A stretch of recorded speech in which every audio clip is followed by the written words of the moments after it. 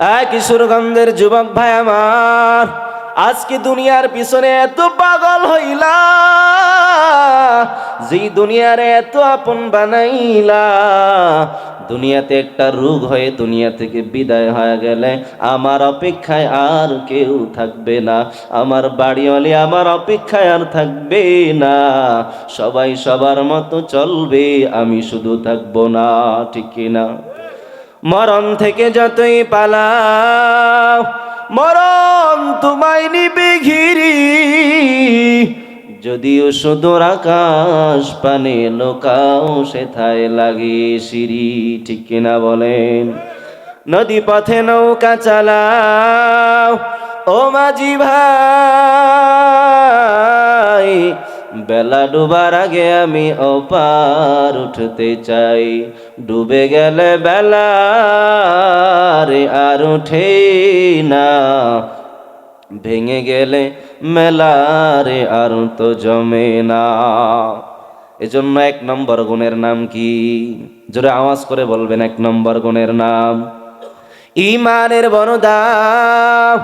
ঈমানের জন্য সাহাবায়ে কেরাম রাদিয়াল্লাহু আনহুম বড় কষ্ট করেছেন, যেই কারণে আমার আল্লাহর কাছে তারা বড় দামি হয়েছেন।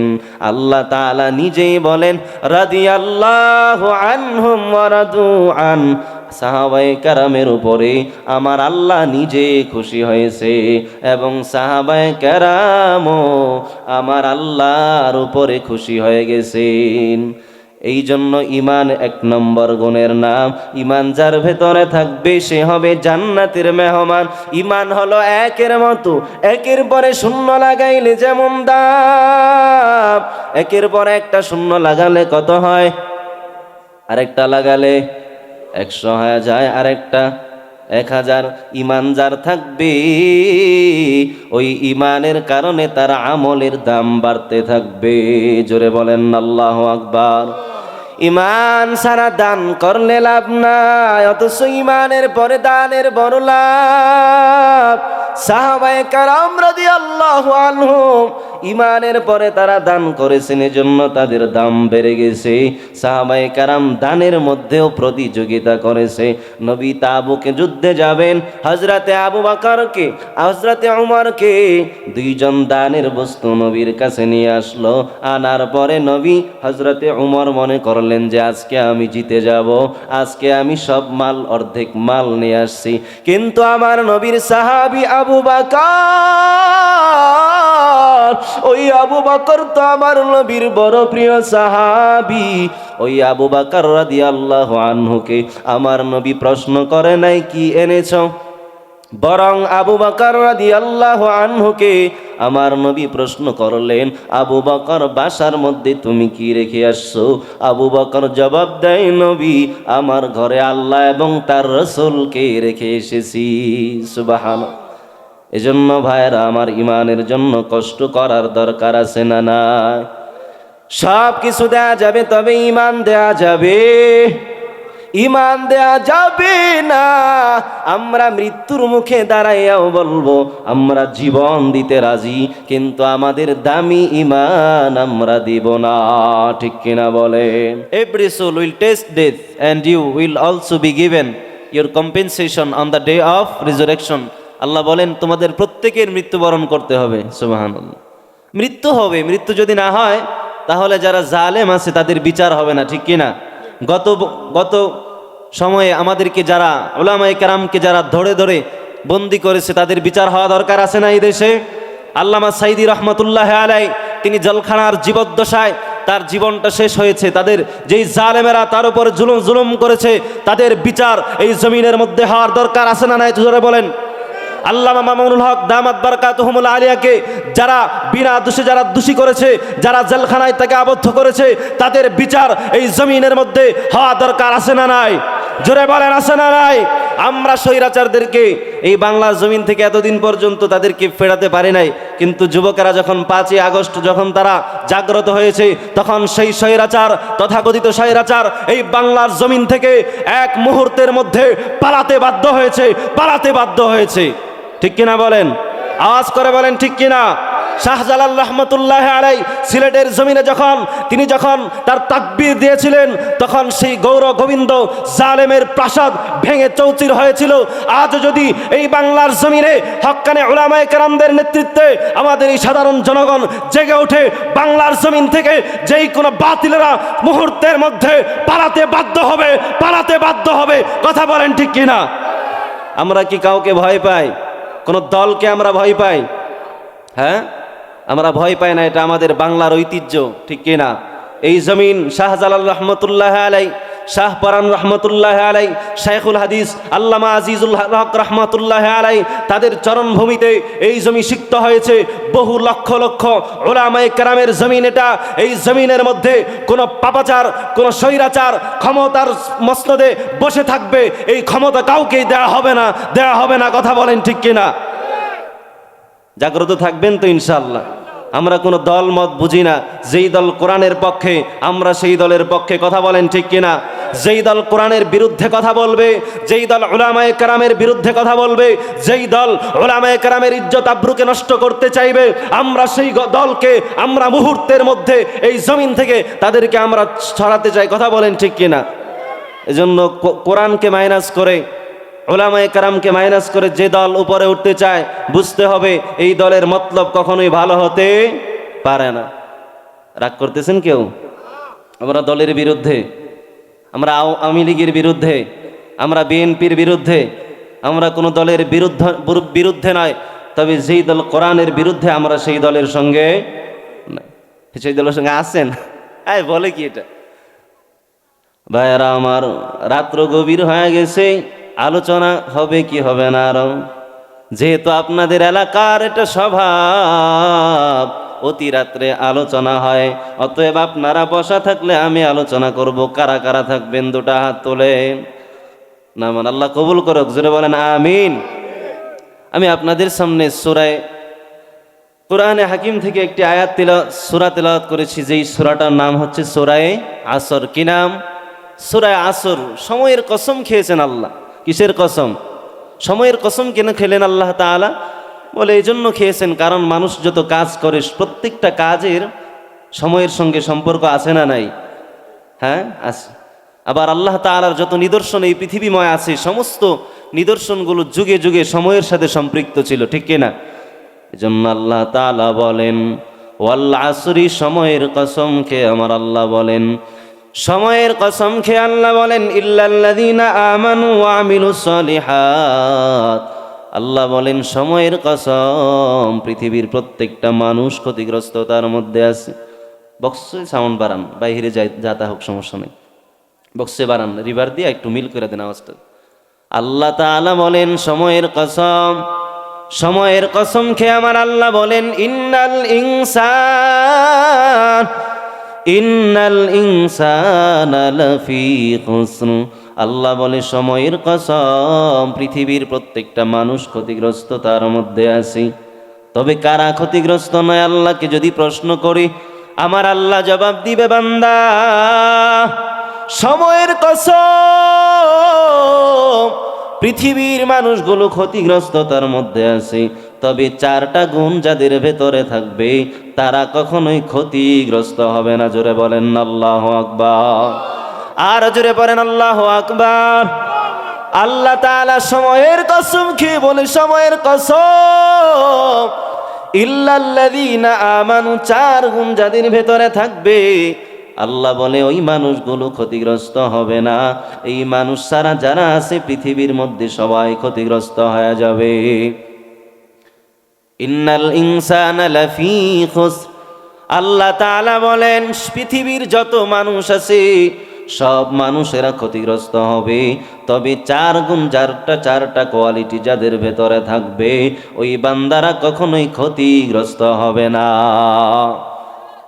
এক নম্বর গুণের নাম ইল্লাল্লাযীনা আমানু। আল্লাহ তাআলা বলেন যারা ঈমান আনবে তারা ক্ষতিগ্রস্ত হবে না। আবারও পড়েন আল্লাহু আকবার। আমরা যে ঈমানদার হলাম, ঈমান যে আমরা এনেছি এজন্য আমরা খুশি না বেজার। ঈমানের বড় দাম, কারণ যার ভিতরে ঈমান নাই তার কোনো আমল নাই। আর আমলওয়ালা, আমল ছাড়া যারা হবে তাদের জন্য আমার আল্লাহর জান্নাত নাই। আয় কিশোরগঞ্জ এলাকার যুবক, ও বৃদ্ধ বাবাজি, ও আমার পর্দার আড়ালের মা, আমাদের মতো ধন্য আর কে হবে? আল্লাহ তাআলার কাছে বলি না, আল্লাহ তুমি আমার ইমানদার বানাও, ইমানের দৌলত দাও। বলছি আমরা, কথা বলবেন, মাঝে মাঝে হা না বলবেন। বলছি কখনো? আল্লাহর কাছে বলি না, আল্লাহ আমারে কালেমাওয়ালার ঘরে পাঠাও। আমার বাবাও মুসলমান, আমার দাদাও মুসলমান, আমরা উত্তরাধিকার সূত্রে আমরা হলাম মুসলমান, ইমানদার, কালেমাওয়ালা। কালেমার কারণে আল্লাহর কাছে বড় দাম। একজন আদনা ইমানদার, যারা পরিমাণ ইমানওয়ালা যেই বান্দা হবে, ওই বান্দার আমার আল্লাহর কাছে এত দাম। ওই বান্দা তার ইমানের কারণে আমার আল্লাহর এমন একটা জান্নাত পাবে, যেই জান্নাতটা এই দুনিয়ার মতো 10 দুনিয়ার পরিমাণ হবে। জোরে পড়েন না সুবহানাল্লাহ। এই বাবা, সুবহানাল্লাহ একবার পড়ার কত লাভ!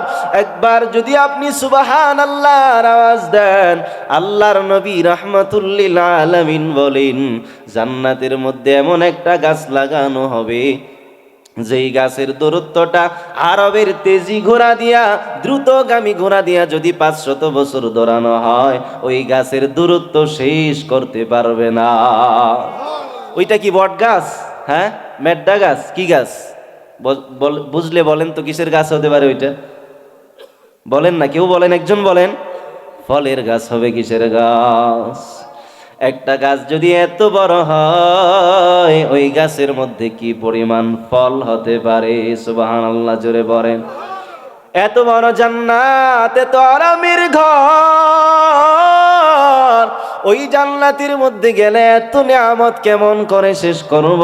আমাদেরকে আমাদের আল্লাহ এত সুডো 3.5 হাত মার্কা বড়ি দিবেন না। ওই জান্নাতের মধ্যে আল্লাহর নবী বলেন, ওই জান্নাতে আমাদের বডিগুলো হবে 60 হাত লম্বা। কয় হাত? 7 হাত না, 7 না, 5-এর পরে যে 7, এই 7 না, 50-এর পরে যে 60, এই 60 হাত লম্বা বডি আল্লাহ তাআলা আমাদেরকে দান করবেন। আর উপর আল্লাহু আকবার, জোরে বলেন। ভাইয়েরা আমার, জান্নাতের মধ্যে চেহারা কত সুন্দর! আল্লাহর নবী বলেন, জান্নাতের মধ্যে যারা প্রথম দল, যারা জান্নাতের মধ্যে ঢুকবে, তাদের চেহারাগুলো আমার আল্লাহ পূর্ণিমার রাতে যেই চাঁদ ওঠে, ওই চাঁদের মতো সুন্দর করে দিবে। সহিহ বুখারী শরীফের হাদিসে আল্লাহর নবী বলেন, ইন্না আউয়ালা জুমরাতিন ইয়াদখুলুনাল জান্নাতা আলা সূরাতিল কমার লাইলাতাল বদরি।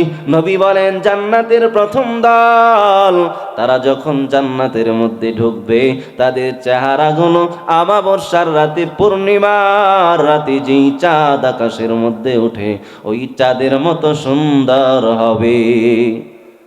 লা ইয়াবুলুনা ওয়া লা ইয়াতাগাওয়াতুনা। আল্লাহর নবী আরো বলেন, জান্নাতের মধ্যে যাওয়ার পরে তারা প্রস্রাব করবে না, পায়খানাও করবে না। জোরে বলেন না আল্লাহু আকবার। দুনিয়াতে কত রূপ, কত কিছু হয়, কিন্তু জান্নাতে একবার যারা ঢুকবে, তাদের রোগ বালাই আর কোনোদিন হবে না। কিশোরগঞ্জের যুবক ভাই আমার, আজকে দুনিয়ার পিছনে এত পাগল হইলা, যেই দুনিয়ারে এত আপন বানাইলা, দুনিয়াতে একটা রোগ হয়ে দুনিয়া থেকে বিদায় হয়ে গেলে আমার অপেক্ষায় আর কেউ থাকবে না। আমার বাড়িওয়ালি আমার অপেক্ষায় আর থাকবে না।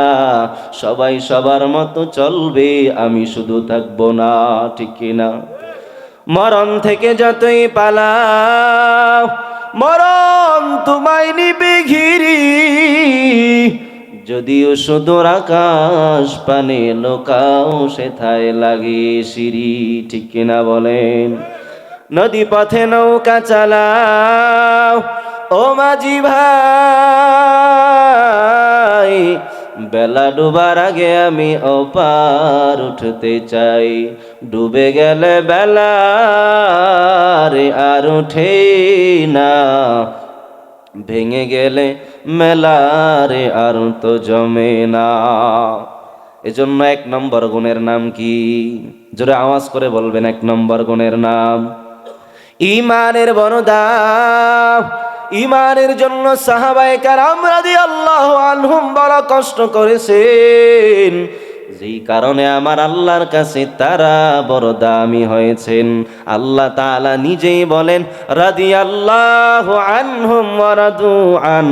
সাহাবায়ে কেরামের উপরে আমার আল্লাহ নিজে খুশি হয়েছে এবং সাহাবায়ে কেরামও আমার আল্লাহর উপরে খুশি হয়ে গেছেন। এই জন্য ঈমান 1 নম্বর গুণের নাম। ঈমান যার ভেতরে থাকবে সে হবে জান্নাতের মেহমান। ঈমান হলো একের মতো, একের পরে শূন্য লাগাইলে যেমন দাম, একের পরে একটা শূন্য লাগালে কত হয়? আরেকটা লাগালে 100 হয়ে যায়, আরেকটা 1000। ঈমান যার থাকবে ওই ঈমানের কারণে তার আমলের দাম বাড়তে থাকবে। জোরে বলেন আল্লাহু আকবার। ঈমান সারা দান করলে লাভ নাই, অথচ ঈমানের পরে দানের বড় লাভ। সাহাবায়ে কেরাম রাদিয়াল্লাহু আনহুম ঈমানের পরে তারা দান করেছেন, এজন্য তাদের দাম বেড়ে গেছে। সাহাবায়ে কেরাম দানের মধ্যেও প্রতিযোগিতা করেছে। নবী তাবুকে যুদ্ধে যাবেন, হযরতে আবু বকরকে হযরতে উমরকে দুইজন দানের বস্তু নবীর কাছে নিয়ে আসলো। আনার পরে নবী হযরতে উমর মনে করলেন যে আজকে আমি জিতে যাব, আজকে আমি সব মাল অর্ধেক মাল নিয়ে আসছি। কিন্তু আমার নবীর সাহাবী আবু বকর, ওই আবু বকর তো আমার নবীর বড় প্রিয় সাহাবী। ওই আবু বকর রাদিয়াল্লাহু আনহুকে আমার নবী প্রশ্ন করে নাই কি এনেছো, বরং আবু বকর রাদিয়াল্লাহু আনহুকে আমার নবী প্রশ্ন করলেন, আবু বকর বাসার মধ্যে তুমি কি রেখে আসছো? আবু বকর জবাব দেয়, নবী আমার ঘরে আল্লাহ এবং তার রাসূলকে রেখে এসেছি। সুবহানাল্লাহ। এজন্য ভাইরা আমার, ঈমানের জন্য কষ্ট করার দরকার আছে না নাই? সব কিছু দেয়া যাবে, তবে ঈমান দেয়া যাবে। ঈমান দেয়া যাবে না। আমরা মৃত্যুর মুখে দাঁড়াইয়াও বলবো আমরা জীবন দিতে রাজি, কিন্তু আমাদের দামি ঈমান আমরা দিব না। ঠিক কিনা বলেন? ভাইয়েরা আমার, 1 নম্বর গুণের নাম হলো ঈমান। ঈমানের জন্য সাহাবায়ে কেরাম রাদিয়াল্লাহু আনহুম বড় কষ্ট করেছেন, যেই কারণে সাহাবায়ে কেরাম আমার আল্লাহর কাছে বড় দামি হয়েছিলেন। ঈমানের দৌলত পাওয়ার পরে সাহাবায়ে কেরাম এত কষ্ট মুজাহাদা করেছেন। সেই বেলাল রাদিয়াল্লাহু আনহু গোলামীর জীবনে তাকে কতই না কষ্ট দেয়া হলো। ওই বেলাল তো আমার মতোই আপনার মতোই মানুষ ছিলেন, কিন্তু তার ঈমান ছিল বড় মজবুত। হযরতে বেলালকে জ্বলন্ত আংরার উপরে শোয়াইয়া রেখে দেয়, উপরে সূর্যের তাপ, মরুভূমির উপরে। হযরতে বেলালের পরেও এত আঘাত পাওয়ার পরে, এত কষ্ট করার পরেও হযরতে বেলাল তার ঈমান ছাড়ে না, বরং আমার আল্লাহকে আহাদ আহাদ বলে ডাকতে থাকে। জোরে বলেন না আল্লাহু আকবার। ওই বেলালের মতো ঈমান আমাদের হবে কি হবে না? ওই বেলাল রাদিয়াল্লাহু আনহুর মতো ঈমানটারে মজবুত বানানো রে ভাই। দুনিয়াতে আসছিলাম খালি হাতে, আবার খালি হাতে বিদায় হয়ে যাব।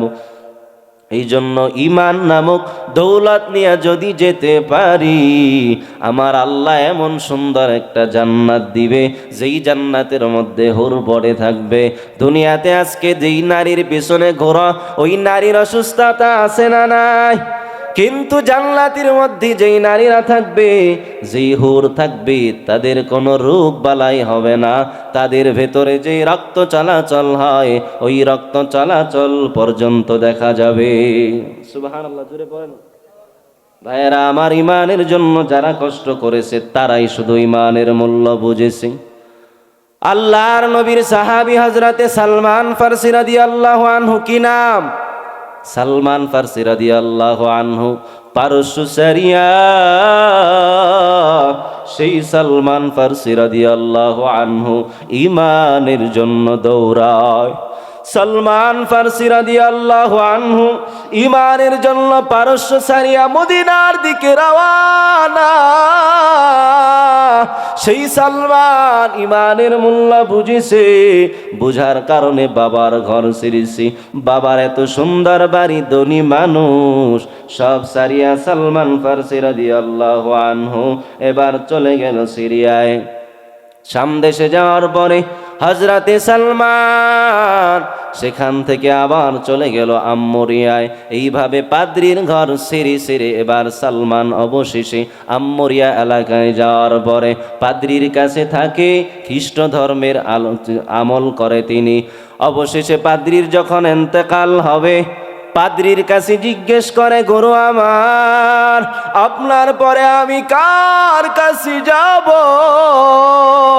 আপনার পরে আমি কার খেদমত করব? পাদ্রী জানায় দেয়, সালমান আমার পরে খ্রিস্ট ধর্মের উপরে সঠিকভাবে আছে এমন কাউকে তুমি পাইবা না। তবে সালমান আমার পরে আসবে আখিরি জামানার পয়গম্বর। সালমান আমার পরে আর খ্রিস্ট ধর্মের উপরে সঠিকভাবে তুমি কাউকে পাইবা না, তবে আমার পরে তুমি আখেরি জামানার পয়গম্বরকে পাইবা। ওই নবীকে যদি আমি পাইতাম, আমি নিজে ওই নবীর হাতে হাতটা রাখিয়া কালেমা পড়ে নিতাম, কিন্তু ওই নবীকে তো মনে হয় আমি পাইব না। সালমান আমার পরে তুমি ওই নবীকে পাইবা। নবী মদিনায় হিজরত করবে, এমন এলাকায় হিজরত করবে যেই এলাকার মধ্যে খেজুর গাছ হবে। সালমান তুমি ওই নবীর মধ্যে 3টা আলামত পাইবা। কয় আলামত? সালমান আমার পরে আখিরি জামানার পয়গম্বর দুনিয়ার মধ্যে আসবি, ওই নবীর মধ্যে তুমি 3টা আলামত পাইবা। 1 নম্বর আলামত, ওই নবী সৎকার জিনিস কখনোই গ্রহণ করবে না। তুমি ওই নবীকে হাদিয়া দিলে ওই নবী গ্রহণ করবে। বলেন না সুবহানাল্লাহ। এরে সালমান, ওই নবীর মধ্যে 3 নম্বর আলামত, ওই নবীর 2 কাঁধের মাঝখানে তুমি পাইবা খতমে নবুয়তের সিলমোহর। আমার নবী শেষ নবী, আমার পরে আর কোন নবী, জোরে বলেন, আমার নবী আখেরি নবী, খাতামুন নবীন। ওই নবী দুনিয়াতে আসবে। সালমান 3টা আলামতের কথা মনে রাখবা। 3টা আলামত যদি পাও, মনে করে নিও তিনি আখেরি জামানার পয়গম্বর। আবার নবীর জন্য সালমান বড় পাগল। ওই সালমান আবার নবীর 3 আলামতের জন্য অপেক্ষায়, আমার নবীর সঙ্গে দেখা করবি। সালমান এবার তার গৃহপালিত পশু পাখিগুলো বিক্রি করে দিল। আমার নবীকে তো পাইতে হবে, আমার নবীর হাতে হাত রাখিয়া তো কালেমা পড়তে হবে। সালমান এবার আমার নবীর জন্য সব কিছু বিক্রি করিয়া এবার মদিনার দিকে সালমান যাবে। আম্মরিয়ায় যাওয়ার জন্য বনি কালব গোত্রের কাছে সব সম্পদগুলো তিনি দিয়ে দিলেন। বললেন, আমাকে নিয়ে চলো, চলো আমাকে নিয়ে মদিনায় চলো। কালব গোত্রের লোকেরা সালমান রাদিয়াল্লাহু আনহুকে পথের মধ্যে মারধর শুরু করলেন। সব সম্পদগুলো নিয়ে মদিনার মধ্যে তাকে গোলাম বানাইয়া বিক্রি করে দিলেন। সালমান ফারসি রাদিয়াল্লাহু আনহু গোলাম হয়ে জীবন যাপন করেন। হঠাৎ একদিন খবর পেল গাছের উপরে তিনি, হঠাৎ কে জানি আসছে, এসে বলে মদিনার মধ্যে একজন নবী আসছে, আগমন করেছে। সালমান ফারসি রাদিয়াল্লাহু আনহু আমার নবীর নাম শোনার পরে গাছ থেকে নেমে পড়লেন, তার শরীরে কম্পন সৃষ্টি হয়ে গেল। যেই নবীর জন্য আমি এত পাগল, যেই নবীকে আমি এত দিন ধরিয়া খুঁজি, ওই নবীকে বুঝি আমি পাবো। সালমান ফারসি রাদিয়াল্লাহু আনহু জলদি গাছ থেকে নেমে পড়লেন, জিজ্ঞেস করলেন তুমি কি বললা, আবার একটু বলো না কে মদিনায় আসছে। সালমান ফারসি রাদিয়াল্লাহু আনহু কে এই কথা শোনার পরে মালিক রাগান্বিত হয়ে গেল। মালিক রাগান্বিত হইয়া সালমান ফারসি রাদিয়াল্লাহু আনহুকে গালের মধ্যে একটা চর লাগাইয়া দিলেন। সালমান ফারসি রাদিয়াল্লাহু আনহু চোখের পানি সারিয়া কাঁদি, কিন্তু কিছুই বলে না। সন্ধ্যা যখন হয়ে গেল, সালমান ফারসি রাদিয়াল্লাহু আনহু আমার নবীর জন্য কিছু সদকা নিয়ে রওনা হলো। আমার নবীকে ওই সদকা দিবে। আমার নবীর সামনে যখন সালমান ফারসি রাদিয়াল্লাহু আনহু সদকার মাল দিল, আমার নবী তো সদকা নিবি না। আমার নবীর আলামত সালমান রাদিয়াল্লাহু আনহু পাইল। পাওয়ার পরে দ্বিতীয় দিন আবার কিছু খেজুর জমাইয়া সালমান ফারসি রাদিয়াল্লাহু আনহু আবার নবীর কাছে গেল, বলল নবী আপনি তো সদকার মাল নেন না, এগুলো আপনার জন্য হাদিয়া। আমার নবীর কাছে যখন হাদিয়া দিল, আমার নবী রাহমাতুল লিল আলামিন, যেই নবীর বংশের মতো আর কোন বংশ পৃথিবীর মধ্যে নাই, ওই নবীর বংশের জন্য সদকা নেওয়া জায়েজ নাই।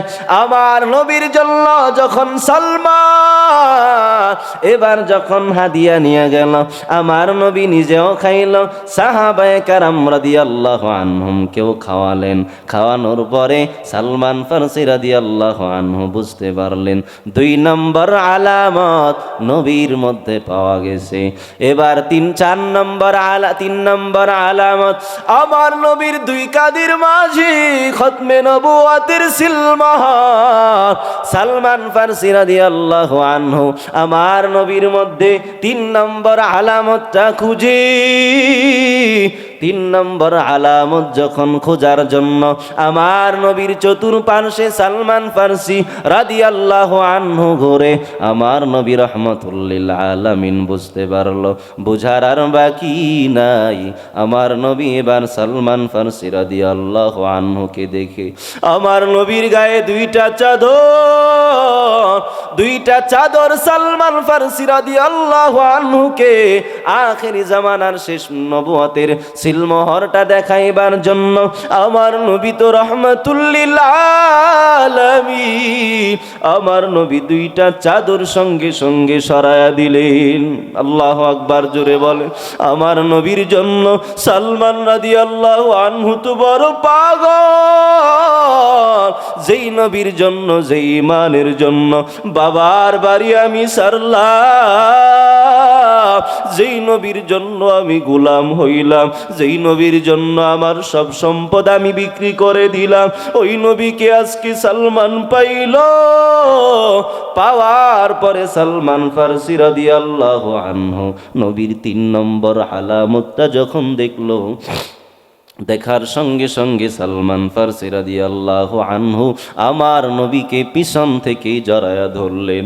আবার নবীকে জড়াইয়া ধরিয়া সালমান চোখের পানি সারিয়া কাঁদে, কারণ ওই সালমান নিজের বাবার বাড়ি ছেড়ে সে গোলাম হয়েছে, এত কষ্ট করিয়া যেই ঈমান সাহাবায়ে কেরাম পেয়েছে, বলেন তো ওই ঈমানের দাম তাদের কাছে আছে না নাই? ভাইরা আমার, 1 নম্বর ইমানের নাম কি? 1 নম্বর দৌলতের নাম কি? ইমান। ইমান আনার পরে আমলের দরকার আছে না নাই? আরে যুবক ভাইরা আমার, যে দুনিয়ার জন্য এত পাগল, ওই দুনিয়া একদিন ছাড়তে হবে কি হবে না? আল্লাহ তাআলা নিজেই বলেন, কুল্লু নাফসিন যায়িকাতুল মাউত। আল্লাহ বলেন every soul will test death, প্রত্যেকটা প্রাণীর একদিন মৃত্যুর স্বাদ আস্বাদন করতে হবে। And you will also be given your compensation on the day of resurrection. So he who drawn from the fire and admitted to paradise, indeed he will be successful. আল্লাহ বলেন যারা জান্নাতে ঢুকবে এবং জাহান্নাম থেকে মুক্তি পাবে তারাই সফল কাম হবে। জোরে বলেন না আল্লাহু আকবার। আমরা জান্নাতে ঢুকতে চাই কি চাই না? হ্যাঁ, চাই কি চাই না?